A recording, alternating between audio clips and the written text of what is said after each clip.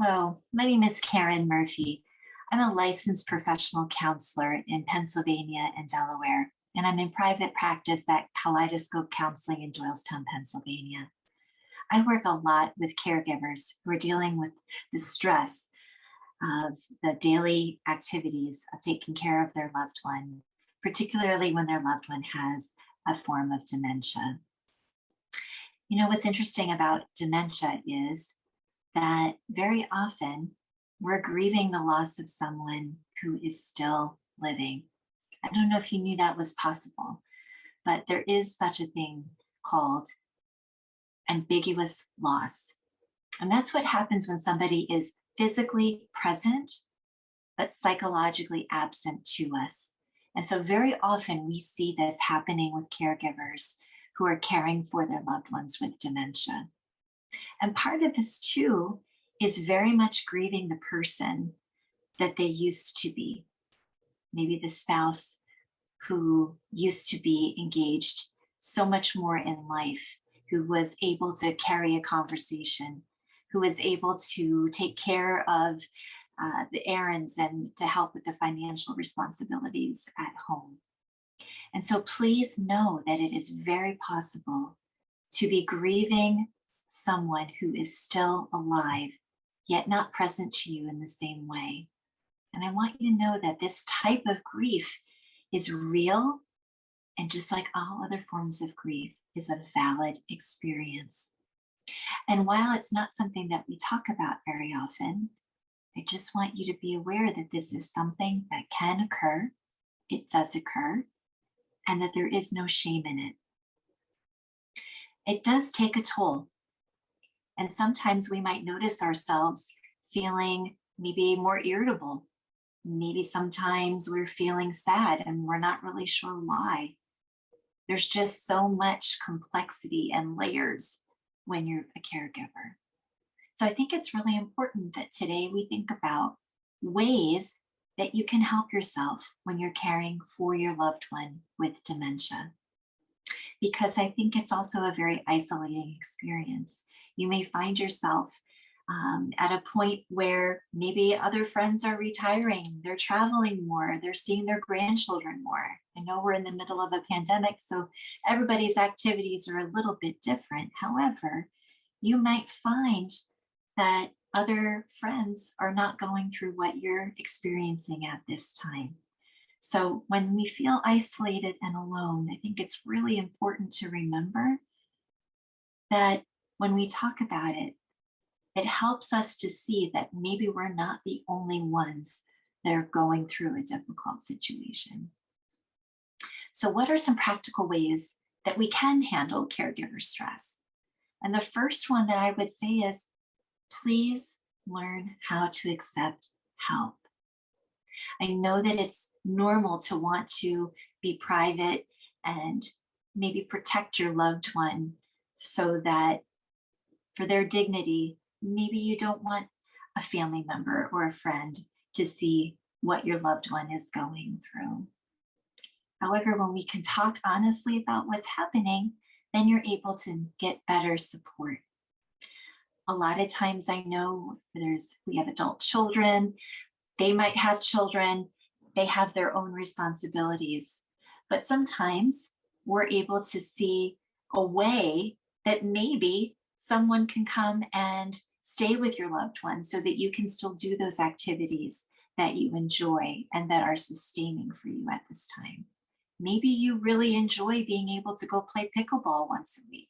Maybe you really enjoy going to the library and selecting some new books for you to look at.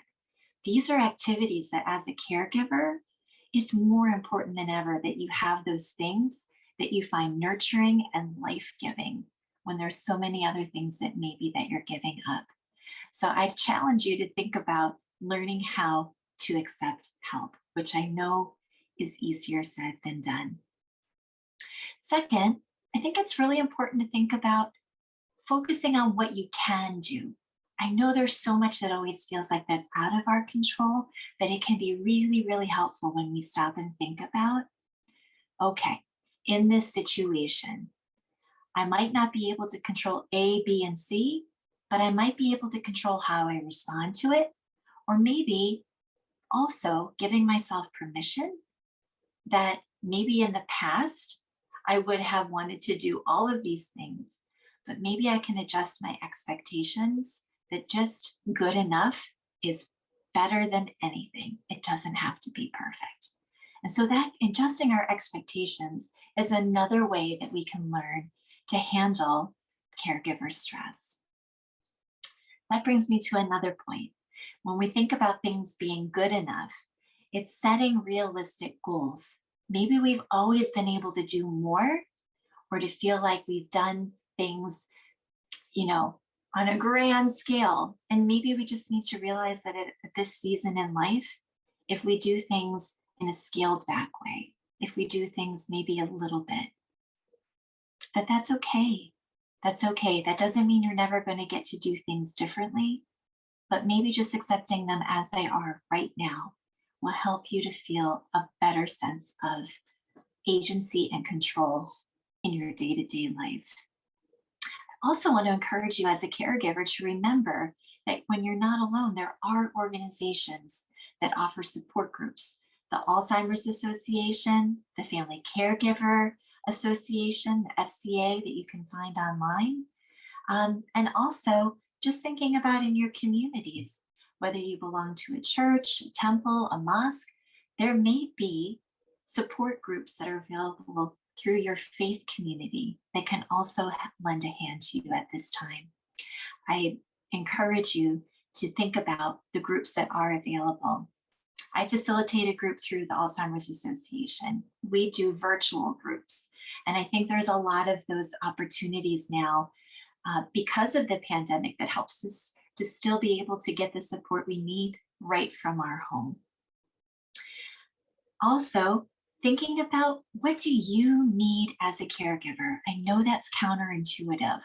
A lot of times I hear from caregivers, but I need to put my loved one's needs first, with the idea that if you think about you, okay, not to sound like a cliche, but let's think about the last time you were on an airplane. I know this probably is going to seem kind of silly, but it really illustrates what I want to remind you. When you get on that plane and after you put your seatbelt on, what is it that the flight attendant reminds you? They remind you to put your own oxygen mask on first before assisting others.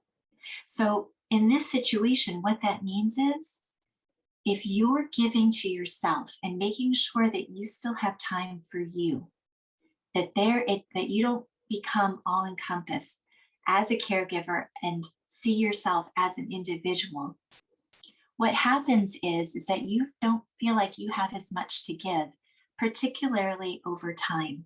And I think we also need to remember that with dementia, it is a slow marathon. It is not something that those changes are happening fast and furious and it's less than a year. Sometimes I work with caregivers who have been helping their loved one for 5, 10, or more years. And that's not to be discouraging. It's just to be realistic and to remember that putting your own needs aside, that doesn't help anybody. So I want to encourage you to think about giving yourself permission to continue to be engaged in those activities that bring you happiness, a little bit of joy, maybe just some peace, making a cup of tea, having a cup of coffee, reading the newspaper, doing a crossword puzzle, finding those times in the day where you get a break and then guarding that time because you are worth it and you need to do that. Being a caregiver, there is so much stress. So please, please remember to make yourself a priority and to not be afraid to let other people know what you're going through so that you also get the support you need. Thank you so much for your time today. The work that you're doing is so important, And so are you. Your needs are important too. Please don't forget yourself as you care for your loved one who's dealing with dementia. Thank you so much.